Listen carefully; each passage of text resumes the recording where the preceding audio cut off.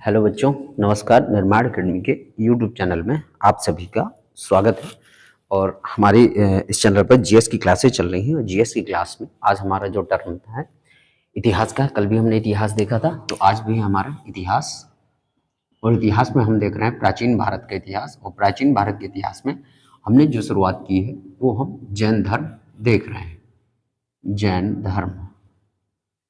धर्म पर हमारी चर्चाएं चल रही हैं। तो जैन धर्म के बारे में हमने महावीर स्वामी के बारे में समझ लिया था, काफी कुछ चीजें देख ली थी। साथ ही साथ हमने त्रिरत्न जो है जैन धर्म के थे वो हमने जो है इसमें समझ लिया था। आज हम जैन धर्म के समझेंगे आपके जो है पंचव्रत हैं। ठीक है, जैन धर्म के पंचव्रतों के बारे में समझेंगे। पंचव्रत के बारे में समझेंगे, यानी 5 प्रकार के क्या हमारे व्रत हैं उनके बारे में समझेंगे। ठीक है, तो महावीर स्वामी ने अपने जो अनुयायी थे उनको जो है 5 शिक्षाओं के बारे में, ये 5 शिक्षाएं दी गई थी। ठीक है, 5 शिक्षाएं पंचव्रत में दी गई थी, वही हमारा क्या कहलाता है, पंचव्रत कहलाता है। तो देखेंगे कि ये 5 शिक्षाएं कौन कौन सी हैं। तो पहली है हमारी सत्य। पहला है हमारा सत्य। तो सत्य के बारे में कहा गया है कि सदा सत्य बोलना। ठीक है, सत्य बोलना, प्रिय बोलना, सदा सत्य बोलना, ये पहले महाव्रत में कहा गया है कि सदा सत्य बोलना। तो पहला पंचव्रत हो गया हमारा, सत्य हो गया। दूसरा हमारा कौन सा है, अहिंसा। दूसरा है हमारा अहिंसा। किसी भी जीव पर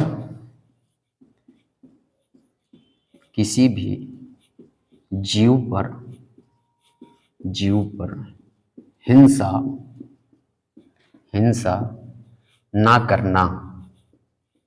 किसी भी जीव पर हिंसा ना करना, या कुल मिला के प्राणी मात्र पर दया करना। जो भी जीव हैं उन पर क्या करना, दया करना। किसी भी जीव को ना मारना या हिंसा ना करना, ये आपका क्या कहलाएगा, अहिंसा कहलाएगा। अगला आपका जो है आपका पंचव्रत है अपरिग्रह। अगला कौन सा है,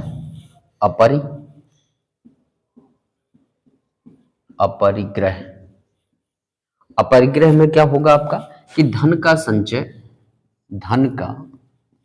संचय ना करना। अपरिग्रह में कहा गया है कि धन का संचय ना करना, कुल मिला के धन को यानी पैसे को इकट्ठा ना करना, ये कहा गया है जैन धर्म के पंचव्रत में, तीसरे में यानी अपरिग्रह में कहा गया है। ठीक है, याद रखिएगा। अगला है आस्तेय। चौथा है हमारा आस्तेय। आस्तेय का अर्थ क्या है, चोरी ना करना। चोरी ना करना, ये कहा गया है हमें, आस्तेय में कहा गया है चौथे पंचव्रत में। ठीक है, अगला है हमारा ब्रह्मचर्य।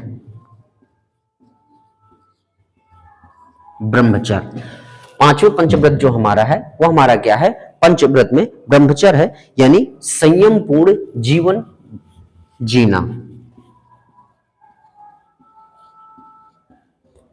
संयम पूर्ण जीवन जीना, ये हमारा क्या है, ब्रह्मचर्य है। तो जैन धर्म के पंचव्रतों के बारे में याद रखिएगा कि ये पंचव्रत क्या है, 5 शिक्षाएं दी गई हैं। पहला है सत्य, सदा सत्य बोलना। दूसरा है आपका अहिंसा, किसी भी जीव पर हिंसा ना करना। तीसरा है आपका अपरिग्रह, धन का संचय ना करना। चौथा है आपका आस्तेय, चोरी ना करना। और पांचवा है आपका ब्रह्मचर्य, संयम पूर्ण जीवन जीना। ये पंचव्रतों के बारे में बताया गया है। ठीक है, याद रखिएगा। और ये जो आपके 5 पंच महाव्रत हैं, या इन्हीं को पंच महाव्रत भी बोला जाता है, लेकिन ये याद रखिएगा ये जो 4 आपके पंचव्रत हैं ये पहले से चले आ रहे हैं। और ये किसके समय से चले आ रहे हैं, तो ये पार्श्वनाथ के समय से चले आ रहे हैं। यानी कुल मिला के याद रखिएगा कि ये जो 4 आपके व्रत थे, ये 4 व्रत किसने दिए, ये पार्श्वनाथ ने दिया। ठीक है, ये 4 व्रत चले आ रहे थे, सत्य, अहिंसा, अपरिग्रह, आस्ते, ये पार्श्वनाथ ने दिया। और महावीर स्वामी आए तो इसमें एक और व्रत जोड़ देते हैं, महावीर स्वामी। ठीक है, महावीर स्वामी एक और व्रत जोड़ देते हैं, और वो कौन सा व्रत है? वो ब्रह्मचर्य है। इसीलिए इनको जो है पंच महाव्रत भी कहा जाता है, पंच महाव्रत भी कहा जाता है। ये लाइन याद रखिएगा कि 4 व्रत पहले से चले आ रहे थे पार्श्वनाथ के समय, 5वां इसमें महावीर स्वामी ने जोड़ दिया, कौन सा? ब्रह्मचर्य जोड़ दिया, जो क्या कहलाए पूरी तरह से? ये पंच महाव्रत आपके कहलाते हैं। ठीक है, और इसी पंच महाव्रत का देखिए अर्थ क्या है कि इनको कठोरता से क्या करना है? इनका पालन करना है। पंच महाव्रत का अर्थ है कि इनको कठोरता से पालन, कठोरता से पालन करना, ये पंच महाव्रत का अर्थ हो गया कि इनका कठोरता से पालन किया जाएगा, यही आपका पंच महाव्रत कहलाएगा। तो ये रहे हमारे पंचव्रत। चलिए आगे बढ़ते हैं, नोट कर लीजिएगा, इसको नोट कर लीजिएगा। तो बच्चों, क्लास आपको पसंद आए तो वीडियो को लाइक करिएगा, साथ ही साथ अपने मित्रों के साथ इसे शेयर जरूर करिएगा।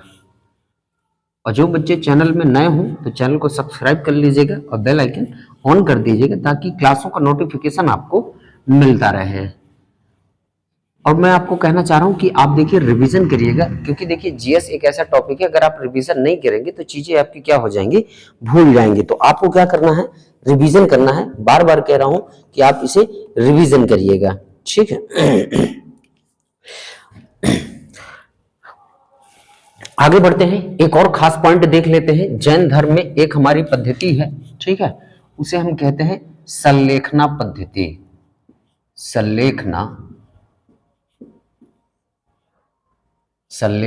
पद्धति, ठीक है, इसके बारे में समझ लेते हैं। सल्लेखना पद्धति पूछा जाता है हमसे कि सल्लेखना पद्धति क्या है।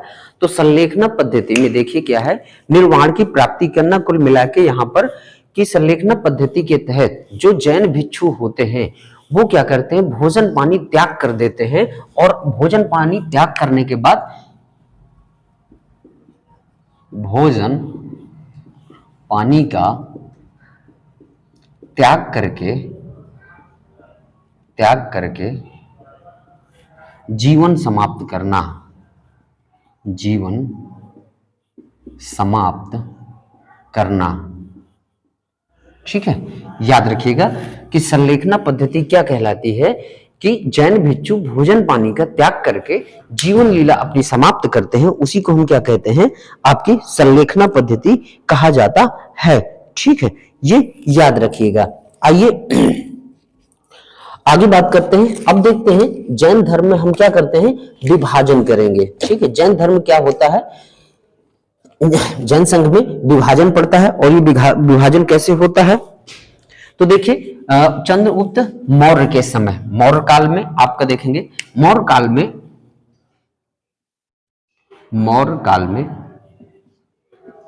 मगध में अकाल पड़ा। मौर्य काल में मगध में भयानक अकाल पड़ा, भयानक अकाल पड़ा। लगभग 12 वर्षों तक ये अकाल रहा, और इसी अकाल के दौरान हमें एक पुस्तक है परशिष्ट वर्मन, आपकी जो पुस्तक है परशिष्ट पर्वन पुस्तक है, जो हेमचंद्र द्वारा रचित है। इस अकाल की जानकारी देता है कौन? हेमचंद्र के द्वारा रचित पुस्तक है, हेमचंद्र के द्वारा रचित पुस्तक है, जिसका नाम है परशिष्ट पर्वन। परशिष्ट पर्वन में हमें क्या जानकारी मिलती है? 12 वर्षों तक भयानक अकाल पड़ा, और कहां पड़ा? मगध राज्य में 12 वर्षों तक भयानक अकाल पड़ा मगध राज्य में। इसकी जानकारी हमें कहां मिलती है? तो परशिष्ट पर्वन नामक एक पुस्तक है, जिसके रचयिता कौन है? हेमचंद्र है। ठीक है, याद रखिएगा। तो यही अकाल के समय क्या होता है, अकाल के समय एक आपके भद्रबाहु, ठीक है, तो थोड़ा सा नोट कर लीजिएगा, मैं इसको थोड़ा सा मिटा दूं। चलिए, तो अकाल के समय हम देखेंगे, अकाल के समय, अकाल के समय, अकाल के समय भद्रबाहु, क्या नाम था, भद्रबाहु के नेतृत्व में, भद्रबाहु के नेतृत्व में जैन भिक्षु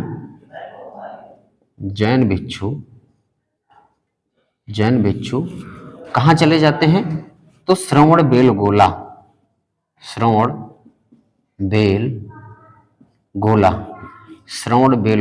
और ये श्रवण बेलगोला है कहां, तो कर्नाटक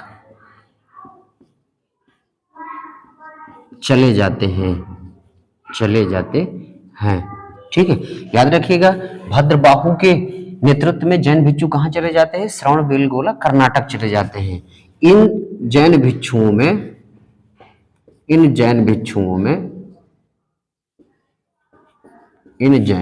भिक्षुओं में चंद्रगुप्त मौर्य भी शामिल था, चंद्रगुप्त मौर्य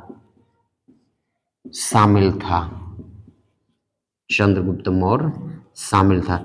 याद रखिएगा, चंद्रगुप्त जो मौर्य था, अंतिम समय में उसने जैन धर्म को स्वीकार कर लिया, और जब यहाँ पर अकाल पड़ा तो वो कहाँ चला जाता है, वो भद्रबाहु के नेतृत्व में, भद्रबाहु के साथ कहाँ चले जाता है, श्रवण बेलगोला चले जाते हैं, ये याद रखिएगा, ठीक है।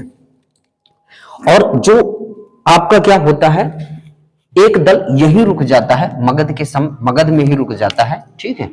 तो जो मगध में रुका, जो दल मगध में रुका स्थूलभद्र के नेतृत्व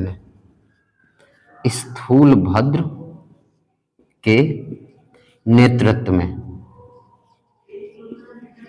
जो मगध में रुका वो किसके नेतृत्व में रुका, स्थूलभद्र के नेतृत्व में, वो यही मगध पर रुक गया, ठीक है। तो इस प्रकार यहां पर क्या होता है कि देखिए, अब जैन धर्म जो है दो संप्रदायों में बट जाएगा, एक भद्रबाहु के नेतृत्व वाला हो जाएगा, दूसरा आपका हो जाएगा स्थूलभद्र के नेतृत्व वाला आपका संप्रदाय हो जाएगा। नोट कर लीजिएगा, आगे बढ़ते हैं। तो जैन धर्म को हम दो संप्रदायों में बांटते हैं।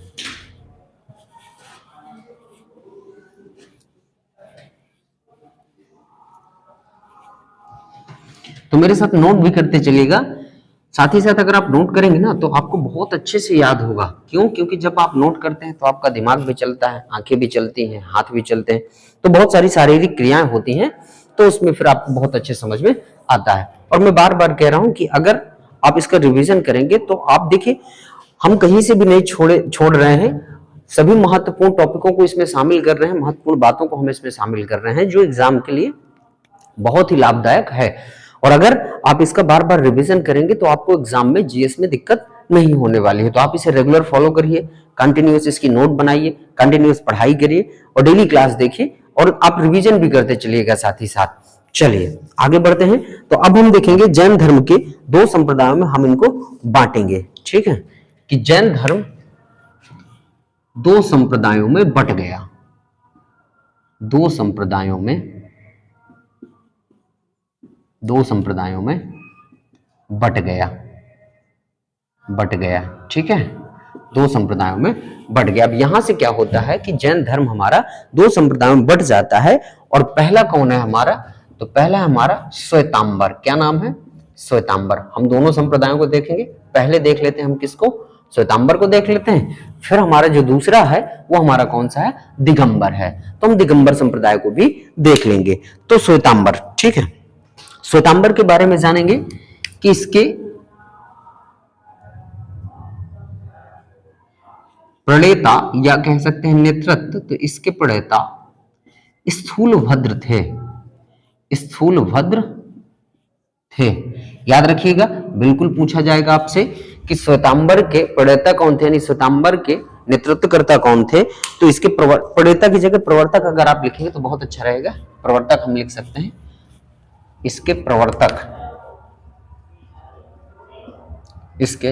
प्रवर्तक कौन थे? तो स्थूलभद्र थे। ठीक है। और दूसरा पॉइंट क्या है इनके बारे में? ये श्वेत वस्त्र धारण करते थे, ये श्वेत वस्त्र धारण करते थे। ठीक है, ये श्वेत वस्त्र धारण किया करते थे, इसीलिए ये क्या कहलाए? श्वेतांबर कहलाए। ठीक है। इनके अनुसार क्या होता है कि महावीर स्वामी का विवाह होता है और उनकी एक पुत्री भी थी। यानी श्वेतांबर के अनुसार महावीर स्वामी का विवाह हुआ था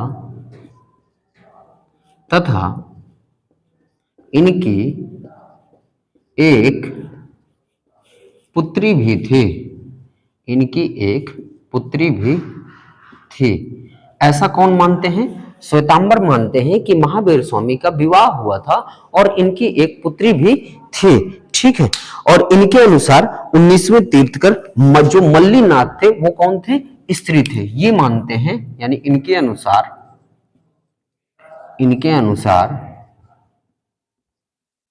19वें तीर्थकर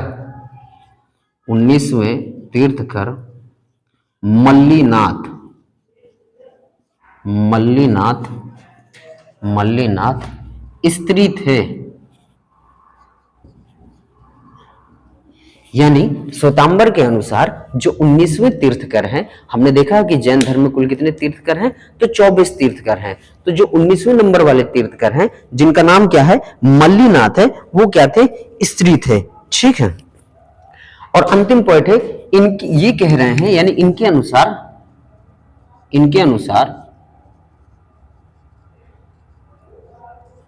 ज्ञान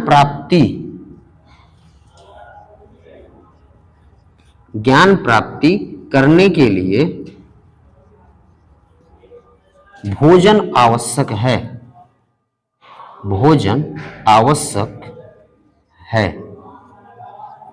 याद रखिएगा, श्वेतांबर कह रहे हैं कि अगर ज्ञान प्राप्ति करना है तो ज्ञान प्राप्ति के लिए हमें क्या है? भोजन, मतलब ज्ञान प्राप्ति के बाद भी क्या है? भोजन आवश्यक है। ऐसा नहीं कि ज्ञान प्राप्ति हो गई तो आप भोजन त्याग कर दें, तो ज्ञान प्राप्ति के बाद भी हमें क्या है? भोजन की आवश्यकता है। ऐसा कौन मानते हैं? श्वेतांबर आपके मानते हैं। तो ये रहे हमारे श्वेतांबर संप्रदाय के बारे में। अगला हम देख लेते हैं दिगंबर हम देख लेते हैं, तो नोट कर लीजिएगा।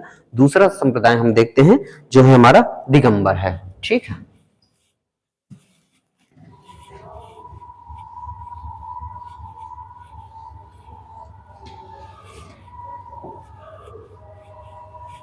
चलिए, तो दूसरा संप्रदाय है जो हमारा बटा था, उसका नाम क्या था? दिगंबर। इसके प्रवर्तक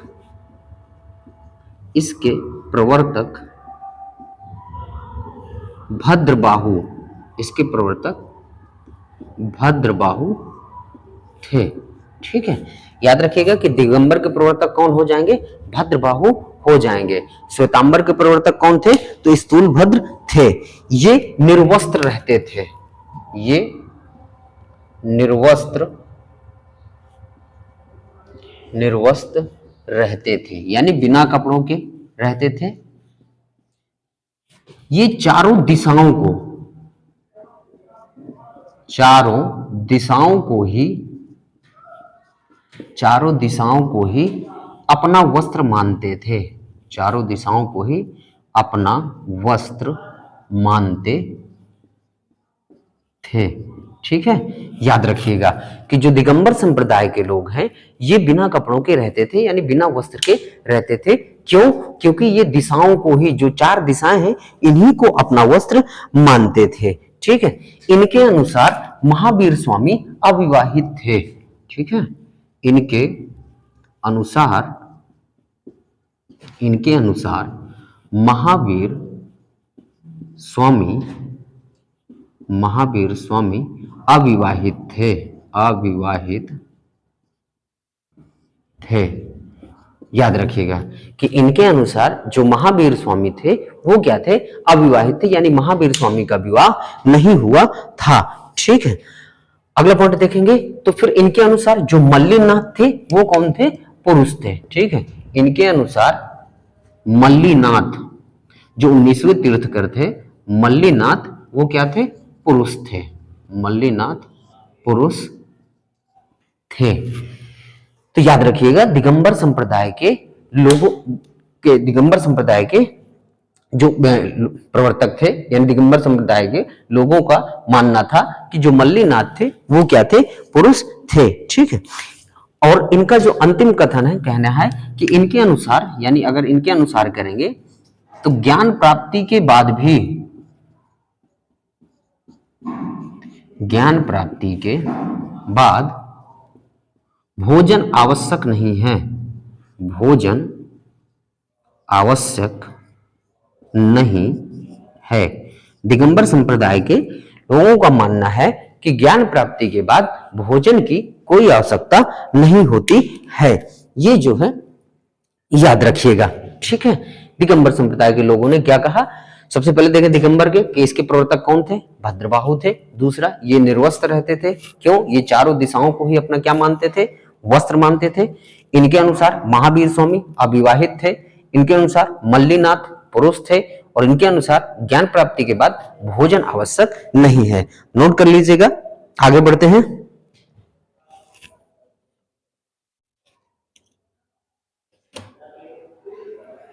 चलिए,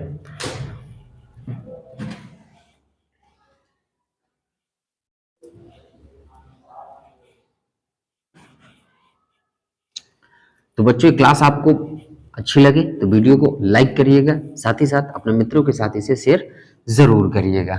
ठीक है, जितना ज्यादा आप शेयर करेंगे उतना ज्यादा हमें भी मोटिवेशन आएगा। तो वीडियो को शेयर करिएगा, लाइक करिएगा, और जो बच्चे चैनल को सब्सक्राइब नहीं किए हैं तो वो सब्सक्राइब भी कर लीजिएगा। ठीक है, अब हम देखते हैं जैन धर्म की संगीतियां। ठीक है, तो यहां पर देखेंगे जैन धर्म की जो संगीतियां हैं वो दो होती हैं, संगीतियां।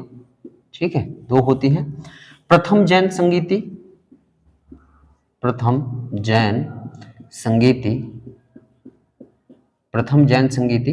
ठीक है, प्रथम जैन संगीति जो होती है वो किसके शासनकाल में होती है, तो चंद्रगुप्त मौर्य के शासनकाल में होती है।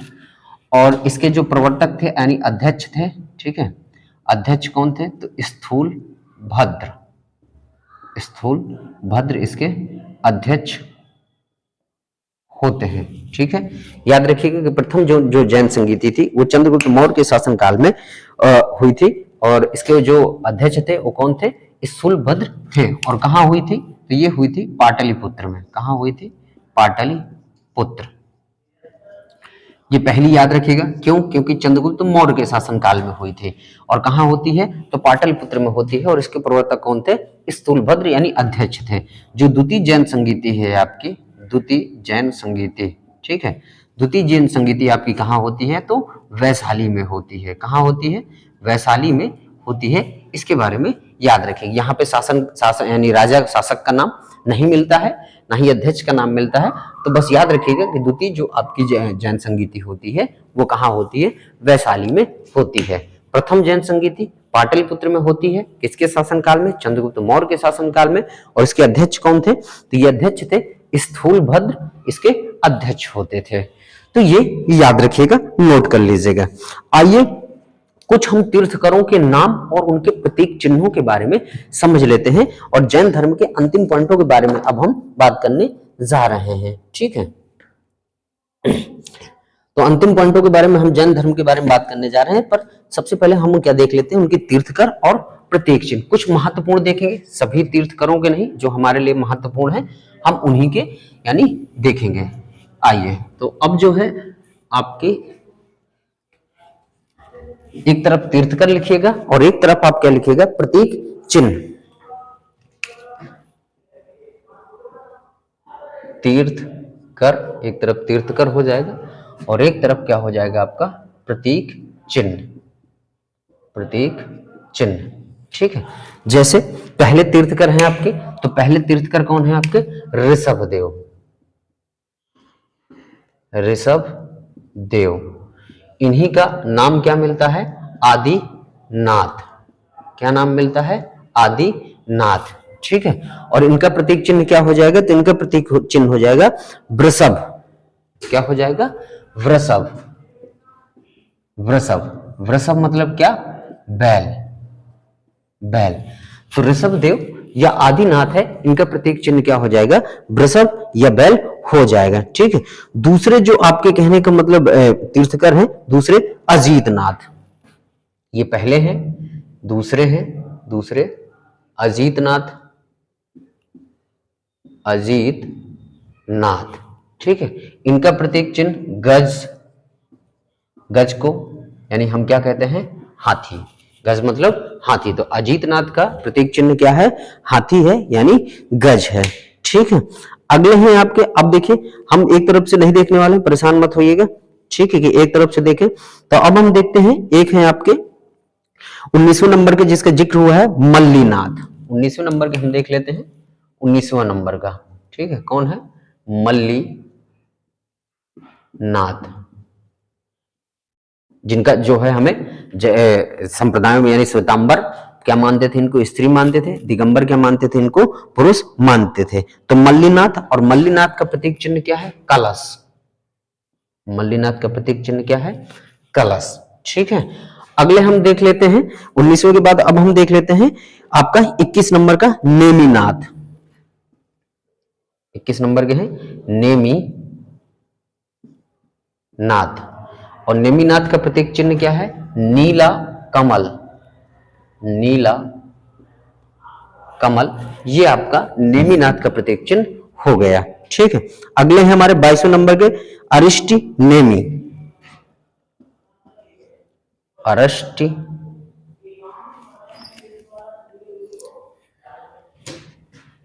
अरिष्टि नेमि। ठीक है, अरिष्टि नेमि। तो अरिष्टि नेमि का प्रतीक चिन्ह क्या है हमारा? शंख। अरिष्टि नेमि का जो प्रतीक चिन्ह क्या है? वो है शंख। ठीक है। 23वें नंबर, 23वें नंबर के हमारे कौन है? तो पार्श्वनाथ हैं। 23वें नंबर के जो हमारे तीर्थकर हैं पार्श्वनाथ, और पार्श्वनाथ का जो प्रतीक चिन्ह है वो कौन सा है? सर्प फण। सर्प फण यानी जो आपका सर्प का जो फन है वही हमारा क्या है? पार्श्वनाथ का प्रतीक चिन्ह है। और अंतिम है हमारे महावीर, जो 24वें तीर्थकर हैं तथा अंतिम तीर्थकर हैं महावीर। और महावीर स्वामी का जो प्रतीक चिन्ह है वो कौन सा है हमारा? सिंह। सिंह, महावीर स्वामी। ठीक है, महावीर स्वामी का प्रतीक चिन्ह क्या है? सिंह है। तो ये हमारे कुछ प्रमुख तीर्थकरों के हमने नाम जो है वो आपके, और साथ ही साथ प्रतीक चिन्ह हमने देखा है। ठीक है। तो ये रहे तीर्थकर और उनके प्रतीक चिन्ह। ठीक, जैसे पहले ऋषभदेव या इन्हीं को आदिनाथ कहते हैं, तो इनका प्रतीक चिन्ह क्या है? वृषभ या बैल। दूसरे आपके अजीतनाथ, जिन्हें हम गज या हाथी। तीसरे हमारे मल्लीनाथ, मल्लीनाथ का प्रतीक चिन्ह कलश।